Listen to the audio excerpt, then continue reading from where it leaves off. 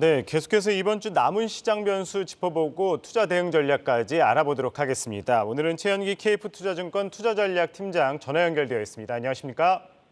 예, 안녕하세요. 예, 현재 미국에서 중간 선거 진행되고 있는데 하원에서는 이제 공화당이 이제 거의 유력하고 이제 상원에서는 이제 팽팽한 접전을 보이고 있는데요. 시장에서 이제 공화당이 이제 이길 경우에 여기에 따른 시장 영향 어느 정도 미칠 수 있다 이런 분석도 나오고 있는데 현재 상황 어떻게 보십니까? 이제 말씀하신 대로 이제 최근까지 이제 금융시장의 흐름을 좀 보면요. 일단 익숙해져 있는 악재는 좀 둔감한 반면에 크지 않은, 그러니까 작은 호재는 오히려 좀 민감하게 좀 반응하는 좀 분위기가 좀 이어지고 있는 것 같습니다. 지난 주말부터 미국 증시가 예상보다는 좀 강하게 좀 반등 랠리가 지속되고 있고요.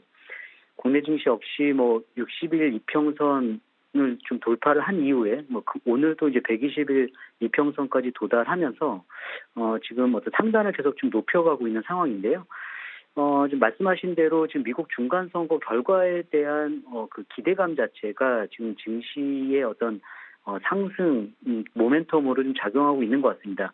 상원과 하원 모두 공화당이 좀 절대적인 어떤 우위는 아니겠습니다만 어쨌든 우위를 보일 경우에는 지금 민주당이 추진하고 있었던 법인세 인상과 관련된 어떤 변화 가능성, 그리고 보통은 이제 공화당 쪽에서 이제 재정 정책 확대를 좀 주장하는 그 측면이 강한데 지금 현재 상황에서는 좀 재정 정책을 오히려 좀 축소할 수 있는 부분, 이런 것들이 좀 기대감이 생기면서 인플레이션 우려가 좀 잦아들 수 있지 않을까? 그러면 연준이 지금처럼 긴축을 강화할 필요가 낮아지는 거 아니냐라는 쪽으로 좀 시장의 기대가 좀 형성되어 있는 것 같습니다. 그래서 또 과거에도 보면 중간 선거 이후에, 그러니까 미국의 중간 선거가 끝난 이후에 증시가 상당 부분 어떤 정치적 어떤 불확실성 해소 측면에서 랠리를 좀 보여왔었기 때문에 이런 부분에 대한 기대감도 좀 작용하는 것 같고요.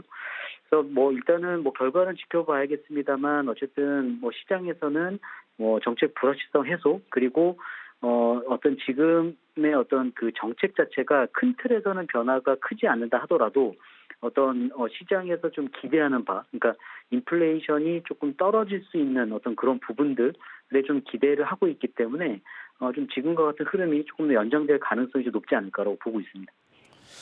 말씀하셨던 대로 이 과거 중간 선거 이후에 이 정책적 불안감이 이제 해소가 되면서 랠리를 당분간 보였었다 말씀하셨습니다. 여기에 이제 또 내일 저녁 미국 10월 소비자 물가 발표가 예정돼 있잖아요. 월가에서는 약 한 7.9% 예상한다 이런 조사가 나오게 되는데 그러면 이건 역시 좀 증시의 호재가 될 수 있다 볼 수 있을까요?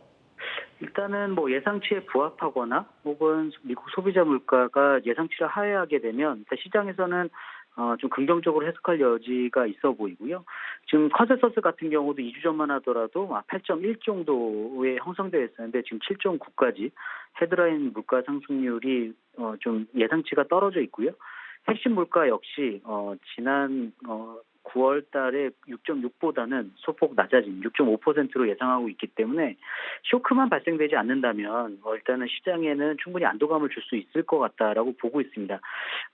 이제 연준의 어떤 금리 인상 속도 조절에 대한 기대감이 일단 시장에 반영돼 있긴 한데요. 이제 10월 물가까지 좀 지난번에 어떤 그 하락 추세를 좀 이어간다면 아무래도 그 연준의 어떤 그 피벗에 대한 기대감 좀 재차 좀 부각될 수 있지 않을까라고 생각하고 있습니다. 네, 그렇다면 이 중간 선거 이후에 좀 우리가 눈여겨봐야 할 변수라든지 아니면 앞으로 이 투자 전략 어떻게 대응하면 좋을까요? 일단은 물론 이제 그 국내 증시 같은 경우도 이제 박스권의 상단 부분까지 올라와 있기 때문에 크게 시장에서의 악재가, 그러니까 미국 그 10월 물가가 쇼크만 발생되지 않는다면 조금 더 상승할 좀 여력이 좀 있다라고 저희는 보고 있고요. 다만 이제 저희가 이제 우려해야 될 부분은 어쨌든 경기 침체에 대한 우려, 그러니까 최근 확인하고 있는 경제 지표가 계속 부진한 상황이고 또 여기에 연준의 어떤 12월 FOMC 회의 전까지 과연 연준이 어떠한 가이던스를 주느냐 이런 것들에 대한 불확실성 좀 저희가 계속 체크해 봐야 될 것 같습니다. 그래서 저희는 여전히 지금까지 흐름이 좋았던 반도체라든가 2차 전지, 그러니까 친환경 쪽 에너지라든가 또 배당주, 또 이런 어떤 동시에 좀 섞어서 좀 조합을 하는 그런 좀 바벨 전략이 여전히 좀 리스크를 좀 줄이는 방향이라고 보고 있고요. 환율에 좀 안정성이 좀 생기는 부분이 있기 때문에 좀 외국인의 어떤 매수가 집중되는 종목 혹은 업종들에 좀 주목하는 어떤 그러한 전략이 필요하지 않을까라고 보고 있습니다. 네, 반도체와 2차 전지 또 배당주의 이 바벨 전략이 리스크를 줄이는 방법이다. 이렇게 말씀 주셨습니다. 최현기 KF투자증권 투자전략팀장이었습니다. 말씀 고맙습니다. 예, 감사합니다.